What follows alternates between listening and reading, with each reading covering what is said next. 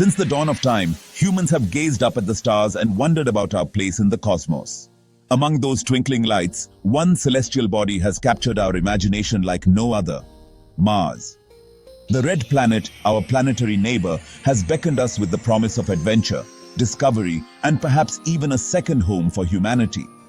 But the dream of colonizing Mars is just that, a dream.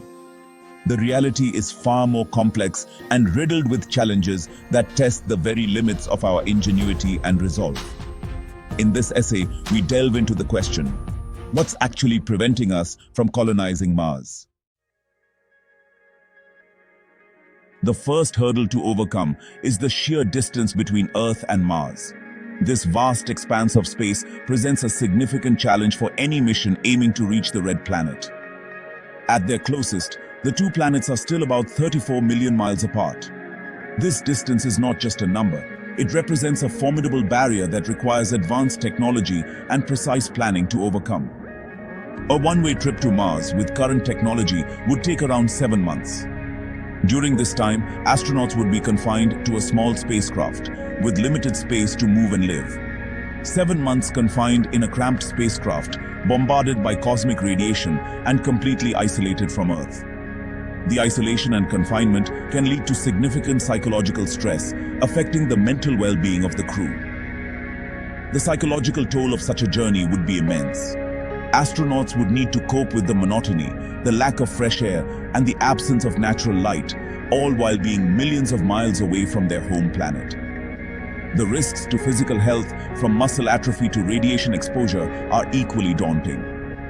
Prolonged exposure to microgravity can weaken muscles and bones, while cosmic radiation increases the risk of cancer and other health issues.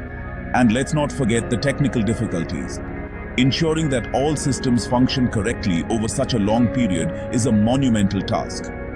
Keeping astronauts alive and healthy during this long voyage requires life support systems that can function flawlessly in the harsh conditions of space. These systems must provide air, water, and food, while also managing waste and maintaining a stable environment. We need to develop advanced propulsion systems to shorten the travel time and reduce the risks associated with prolonged space travel. Faster travel means less time exposed to the dangers of space. The journey to Mars is not just a leap across space. It's a leap into the unknown, fraught with danger and uncertainty. Every step forward brings us closer to making this dream a reality, but it also reminds us of the immense challenges that lie ahead. Let's assume we manage to overcome the challenges of the journey and arrive safely at Mars. Our next obstacle is landing on the red planet. Mars has a very thin atmosphere, only about 1% as dense as Earth's. This thin atmosphere poses a significant challenge for spacecraft entry, descent, and landing. Traditional heat shields used for re-entry on Earth won't be enough to slow a spacecraft down sufficiently. Parachutes, which are effective in Earth's thicker atmosphere, become less useful on Mars. We need to develop innovative technologies, such as supersonic retropropulsion or inflatable heat shields, to safely land large payloads on the Martian surface. Once on Mars, we face the daunting reality of the Martian environment. Mars is a cold, dry desert planet with an average temperature of about -80 degrees Fahrenheit. The thin atmosphere offers little protection from the sun's harmful radiation. The soil is toxic, containing high levels of perchlorates that are harmful to humans. And then there are the dust storms. These planet-wide storms can last for months, blanketing the surface in fine, red dust that can damage equipment and pose health risks. To survive on Mars, we need to develop habitats that can protect us from the extreme temperatures, radiation, and dust storms. We need to find ways to extract water from the Martian soil or atmosphere. And we need to develop technologies to cleanse the soil of its toxic elements, making it suitable for agriculture. Section 5. Life under a lighter sun. Adapting to Martian gravity. Another challenge we face is the difference in gravity. Mars has about 38% of Earth's gravity, which means everything weighs significantly less. This reduced gravity can be both a blessing and a curse. On one hand, it allows for easier movement and the ability to carry heavier loads with less effort. While this might sound appealing, imagine being able to jump higher and lift heavier objects. Long-term exposure to lower gravity can have detrimental effects on the human body. The human body is adapted to Earth's gravity, and changes in this environment can lead to serious health issues. Studies on astronauts who have spent extended periods in space have shown that prolonged exposure to microgravity can lead to bone density loss, muscle atrophy, and cardiovascular problems. These issues arise because the body doesn't have to work as hard to support itself in a lower gravity environment. We don't yet fully understand the long-term effects of Martian gravity on the human body. The reduced gravity on Mars is not as extreme as the microgravity experienced in space, but it is still significantly less than what we are used to on Earth. It's possible that these effects could be mitigated through exercise and other countermeasures. Regular physical activity, especially resistance training, could help maintain muscle mass and bone density. However, it's also possible that living on Mars could lead to irreversible physiological changes that could make it difficult or even impossible for humans to return to Earth. The long-term health implications of living in reduced gravity are still unknown, and this remains one of the biggest challenges for future Mars colonists. Section 6. Living off the land.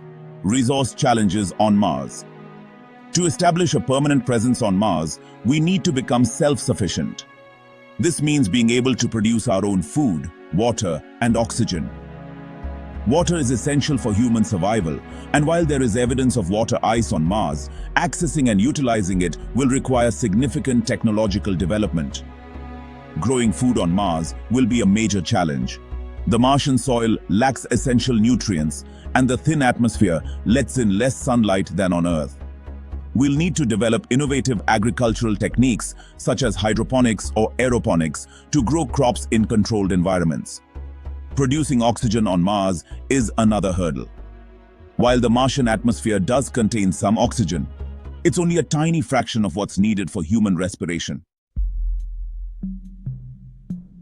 Section 7. Mars for Martians? The ethical and legal maze. The prospect of colonizing Mars also raises a host of ethical and legal questions. Who owns Mars? This question is not just about territory, but about the resources and the potential for life. What are the rights of future Martians? Will they be considered citizens of Earth, or will they have their own distinct identity and rights? What happens if we discover microbial life on Mars? Do we have the right to contaminate it with our presence? The ethical implications of potentially harming another ecosystem are profound. The 1967 Outer Space Treaty, signed by over 100 countries, states that no nation can claim sovereignty over celestial bodies.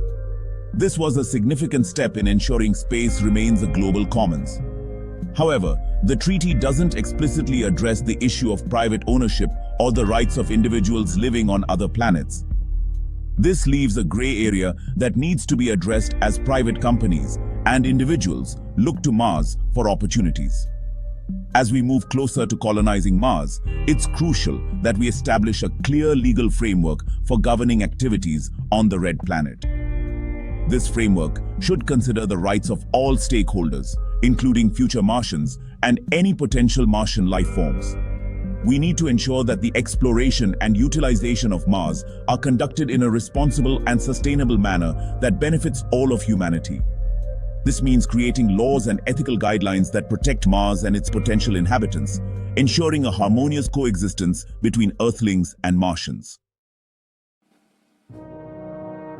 Section 8. The price tag of a Martian dream. Perhaps one of the biggest obstacles to colonizing Mars is the astronomical cost. Estimates for a manned mission to Mars range from hundreds of billions to trillions of dollars. Developing the necessary technologies, building the spacecraft, and funding the mission itself requires a level of financial commitment that few nations or organizations can currently afford. While there is growing interest from the private sector in space exploration, government funding remains crucial for such ambitious endeavors. Securing the necessary political will and public support for such a costly undertaking will be paramount. Section 9. A distant reality. Will we ever call Mars home? So, will we ever colonize Mars? The challenges are immense, but so is the human spirit of exploration and innovation. Overcoming these challenges will require a concerted global effort, pushing the boundaries of science, technology, and international cooperation. It will demand a level of commitment and investment that we haven't seen since the Apollo era. While a self-sustaining Martian colony may still be decades or even centuries away, the journey of 1,000 miles begins with a single step. And perhaps, in striving to overcome the obstacles to colonizing Mars, we will not only unlock the secrets of the Red Planet, but also discover new knowledge and technologies that will benefit all of humanity here on Earth.